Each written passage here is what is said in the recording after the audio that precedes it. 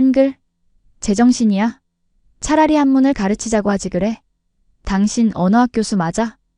여기 한글을 연구하겠다는 동료 교수에게 프랑스의 저명한 교수들이 조롱과 분노를 쏟아내고 있습니다. 그랬던 그들이 이제는 프랑스뿐 아니라 전 세계에 한글을 보급하자며 흥분해 있다는데요. 도대체 무슨 일이 있었던 걸까요? 그들의 믿음을 송두리째 바꾼 충격적인 사건의 전말, 그 사연 지금 바로 시작합니다. 저는 실비 마르샹이라고 합니다. 저는 파리 대학교에서 언어학을 가르치는 교수입니다. 평생 동안 사람들이 어떻게 글을 읽고 쓰는지를 연구해 왔어요. 저는 언어를 사랑합니다. 단어를 통해 생각과 감정을 표현할 수 있다는 것이 참 매력적이지요.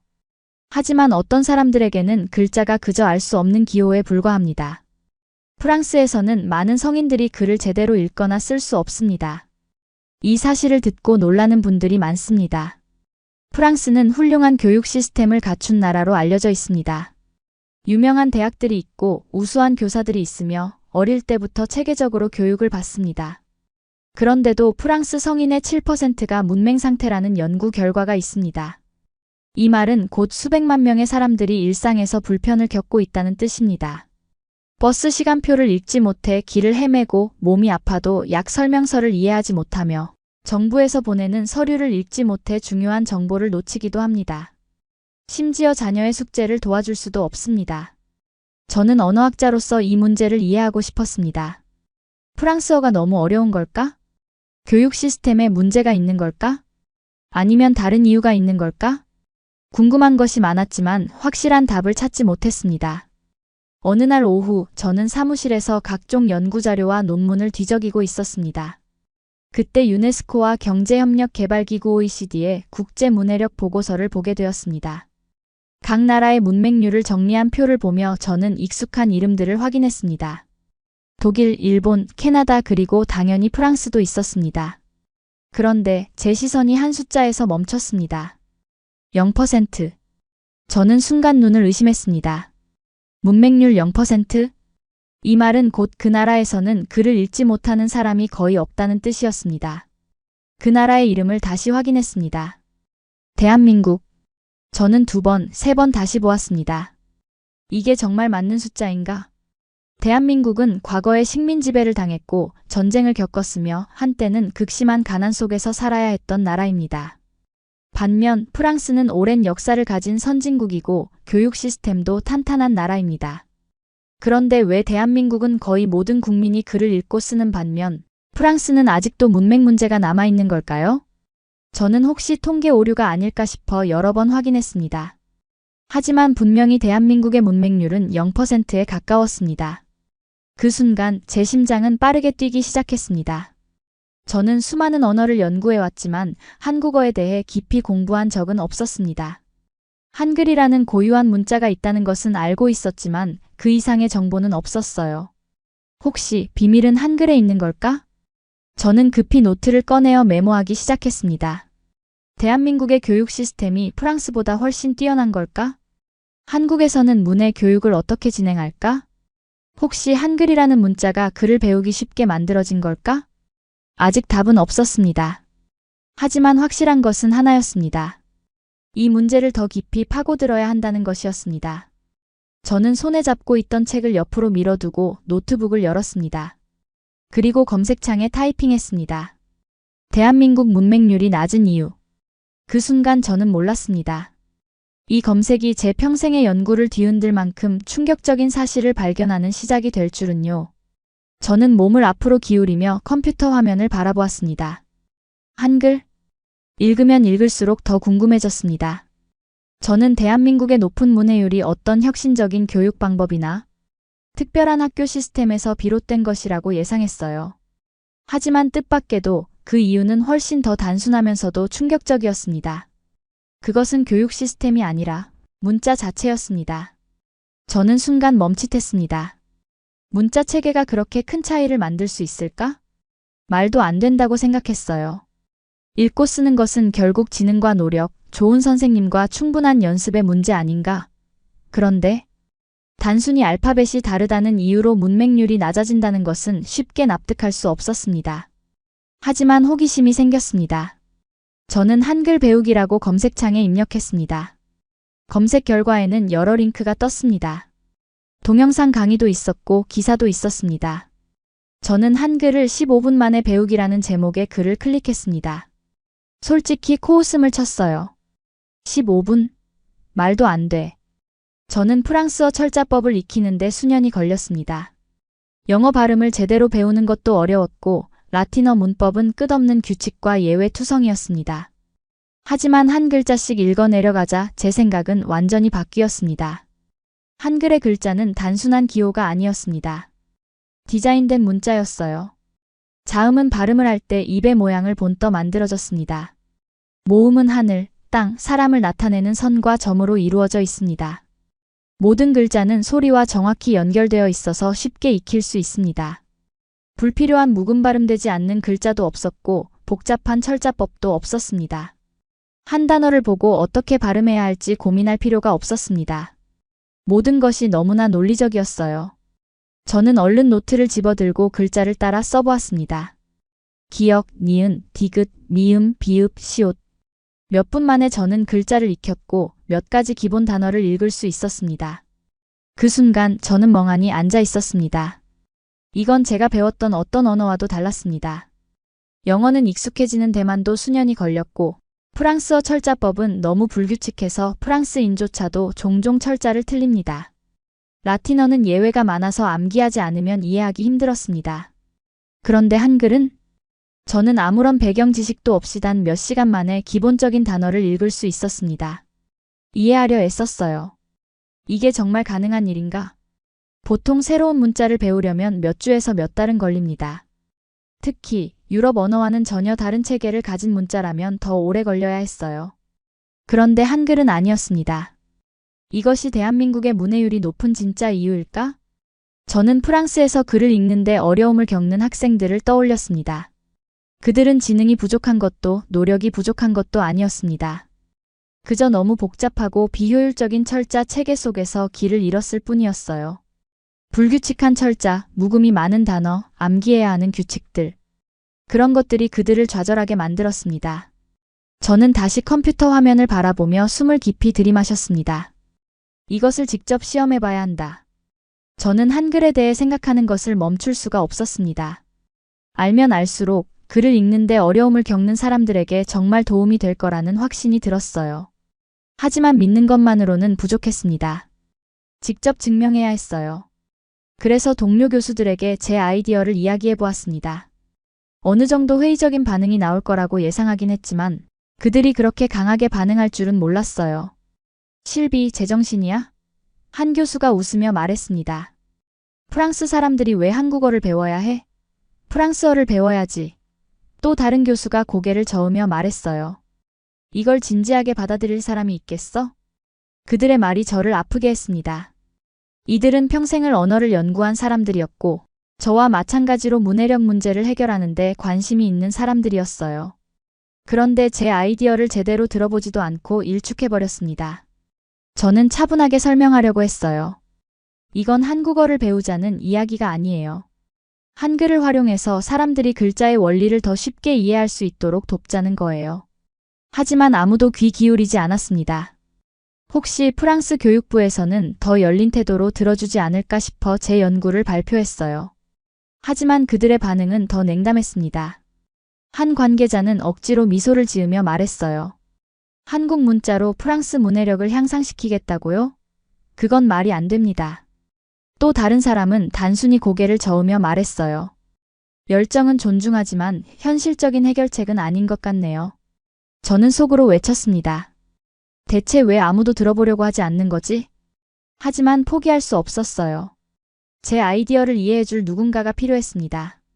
한글과 언어학습을 모두 잘 아는 사람이요. 그래서 저는 파리 한국문화원에 연락을 했습니다. 며칠 뒤 저는 한지우라는 한국어 강사를 만나게 되었습니다. 그녀는 오랫동안 프랑스 학생들에게 한국어를 가르쳐 온 분이었어요. 제 설명을 조용히 듣던 한지우 선생님이 말했습니다. 한글이 단순하고 논리적이며 배우기 쉬운 건 맞아요. 만약 한글이 프랑스 학습자들에게 글자를 이해하는 데 도움을 준다면 글을 읽는데 어려움을 겪는 사람들에게도 효과가 있을 수 있겠네요. 저는 고개를 끄덕이며 덧붙였습니다. 맞아요. 이건 단순히 외국어를 배우는 문제가 아니에요. 글자를 더 잘 인식할 수 있도록 두뇌를 훈련하는 방법이죠. 한지우 선생님은 잠시 생각하더니 미소를 지으며 말했습니다. 정말 흥미로운 발상이네요. 한번 실험해봐요. 드디어 저를 믿어주는 사람이 생겼습니다. 한지우 선생님의 도움을 받아 저희는 프랑스 성인을 대상으로 문해력 교육을 하는 센터에 연락을 했어요. 하지만 처음엔 그곳에서도 회의적인 반응이 나왔습니다. 여기서 한국어를 가르친다고요? 센터의 담당자가 눈살을 찌푸리며 물었습니다. 아니요, 한국어가 아니라 한글이에요. 저는 서둘러 설명했어요. 한글이 글자의 원리를 쉽게 이해할 수 있도록 도와준다면 프랑스어를 읽는 능력도 향상될 수 있을 거예요. 담당자는 여전히 반신반의하는 표정이었지만 마침내 실험을 허락해 주었습니다. 첫 수업 날이 되었습니다. 한지우 선생님과 저는 작은 교실 앞에 서 있었습니다. 참가자들이 하나둘씩 자리에 앉기 시작했어요. 대략 10명 정도의 학습자들이 있었습니다. 나이도 다양했고 성별도 제각각이었어요. 누군가는 호기심 어린 눈빛으로, 누군가는 불신 가득한 얼굴로 저희를 바라보았습니다. 어떤 이들은 이미 이 실험이 시간 낭비라고 생각하는 듯 했습니다. 50대쯤 되어 보이는 한 남성이 팔짱을 끼고 한숨을 쉬었습니다. 이게 무슨 도움이 된다는 거지? 또 다른 사람이 조용히 중얼거렸습니다. 나는 평생 글자를 이해하지 못했어. 이제 와서 이걸 배운다고 달라질까? 그들의 반응은 이해할 수 있었습니다. 이들은 평생 글을 읽는 것 자체가 불가능하다고 믿으며 살아왔어요. 그런데 이제 와서 처음 들어보는 낯선 문자를 배우라고 하니 반발이 나오는 것도 당연한 일이었죠. 저는 깊이 숨을 들이마셨습니다. 이제 우리의 실험이 시작되었습니다. 저는 교실 앞에 서서 학생들의 얼굴을 하나씩 살펴보았습니다. 그들은 팔짱을 낀 채 회의적인 표정을 짓고 있었습니다. 어떤 사람들은 지루해 보였고 어떤 사람들은 짜증이 난 듯했습니다. 누구도 기대에 찬 얼굴은 아니었어요. 교실 안에는 묘한 긴장감이 감돌았습니다. 앞쪽에 앉아있던 피에르라는 남성이 깊은 한숨을 쉬며 말했습니다. 프랑스어도 제대로 못 읽는데 우리가 왜 한국어를 배워야 하죠? 몇몇 학생들이 고개를 끄덕였습니다. 저는 그들의 마음을 이해할 수 있었습니다. 이들은 평생 글을 읽는데 어려움을 겪어온 사람들이었어요. 여러 번 시도했지만 결국 실패를 경험했던 사람들이었습니다. 그런데 이제 와서 완전히 생소한 문자를 배우라고 하니 그들에게는 황당하게 들릴 수밖에 없었겠죠. 저는 한지우 선생님을 힐끗 바라보았습니다. 그녀는 전혀 긴장한 기색이 없었어요. 오히려 부드럽게 미소를 지으며 말했습니다. 일단 쉬운 것부터 해볼까요? 여러분의 이름을 한글로 써보는 거예요. 교실이 조용해졌습니다. 몇몇 학생들이 서로 눈치를 보았습니다. 몇 명은 머뭇거리며 연필을 집으려다 말았어요. 아직 확신이 서지 않은 듯 했습니다. 그들은 이게 효과가 있을 거라고 믿지 않았습니다. 그때 한지우 선생님이 화이트보드 앞으로 가더니 천천히 마커를 집어들었습니다. 잘 보세요. 그녀는 돌아서더니 피에르를 바라보았습니다. 피에르 씨 맞죠? 그는 고개를 끄덕였지만 여전히 시큰둥한 표정이었습니다. 한지우 선생님은 화이트보드에 천천히 글자를 적기 시작했습니다. 피, 에, 르. 한글로 피에르라고 쓰인 글자가 또렷이 나타났습니다. 이제까지 보아온 알파벳과는 전혀 다른 형태였어요. 그녀는 각 글자를 하나씩 짚으며 천천히 소리를 냈습니다. 피, 에, 르. 피에르는 눈살을 찌푸리더니 조금 앞으로 몸을 숙였습니다. 그런데 이게 내 이름 소리랑 똑같네요? 그는 조용히 중얼거렸습니다. 맞아요. 한지우 선생님이 웃으며 고개를 끄덕였습니다. 이제 직접 써볼까요? 그녀는 그에게 마커를 건넸습니다. 피에르는 잠시 망설이다가 그것을 받아들었어요. 손이 살짝 굳어있는 듯 보였지만 천천히 보드와 똑같이 글자를 써 내려갔습니다. 교실은 숨소리조차 들릴 만큼 조용했습니다. 마커가 종이에 닿는 사각거리는 소리만이 울려 퍼졌어요. 마침내 피에르는 펜을 내려놓고 자신이 쓴 글자를 바라보았습니다. 그는 한참 동안 그것을 가만히 들여다보더니 믿기지 않는다는 듯이 저를 올려다보았습니다. 잠깐만요, 저 이걸 읽을 수 있어요. 그 순간 교실 안의 분위기가 바뀌기 시작했습니다. 뒤쪽에 앉아있던 학생들이 몸을 앞으로 숙이며 관심을 보였습니다. 내 이름도 한번 써볼 수 있을까요? 선생님, 제 이름도 한글로 써주세요. 학생들이 하나둘씩 목소리를 높였습니다. 그전까지 회의적인 태도를 보이던 그들이 이제는 스스로 참여하고 싶어 했어요. 한지우 선생님은 차례대로 그들의 이름을 보드에 적기 시작했습니다. 각 글자를 소리내어 읽어주고 한 명씩 따라 쓰도록 했습니다. 그리고 마침내 기적 같은 순간이 찾아왔습니다. 제 이름을 이렇게 쉽게 쓸 수 있다고요? 이거 생각보다 너무 간단한데요? 저 진짜 읽을 수 있어요. 학생들의 표정이 달라졌습니다. 짜증과 불신은 사라지고 대신 놀라움과 흥분이 자리 잡기 시작했어요. 이들은 평생 글자를 배우는 것이 어렵다고 믿고 살아왔습니다. 책을 펼치면 눈앞에 가득한 글자들이 벽처럼 느껴졌던 사람들이었어요. 그런데 이제 단 몇 분 만에 직접 글자를 쓰고 읽고 이해할 수 있게 된 것입니다. 교실 안의 공기가 완전히 바뀌었습니다. 학생들은 서로 웃으며 자신이 쓴 글자를 자랑하기 시작했습니다. 어떤 학생들은 더 많은 단어를 써보려고 시도했습니다. 어떤 학생들은 다른 학생들을 도와주며 이 글자는 이렇게 쓰면 돼 라고 설명하기도 했어요. 저는 가슴이 벅차올랐습니다. 이 실험이 가능할 거라고 믿긴 했지만 이렇게 빠르게 변화가 나타날 줄은 몰랐습니다. 저는 한지우 선생님과 눈이 마주쳤습니다. 그녀는 작은 미소를 지으며 고개를 끄덕였습니다. 우리의 실험은 이제 진짜 시작되었습니다. 한글을 가르치기 시작한 지 2달이 흘렀습니다. 처음에 학생들은 회의적이었어요. 어떤 사람들은 짜증을 냈고 어떤 사람들은 이 실험이 과연 효과가 있을지조차 의심했습니다.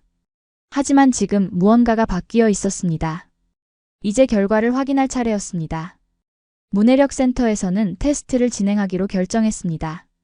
2달 전 읽기를 어려워하던 그 학생들이 이제는 연필을 손에 쥐고 배운 것을 증명하려고 하고 있었습니다.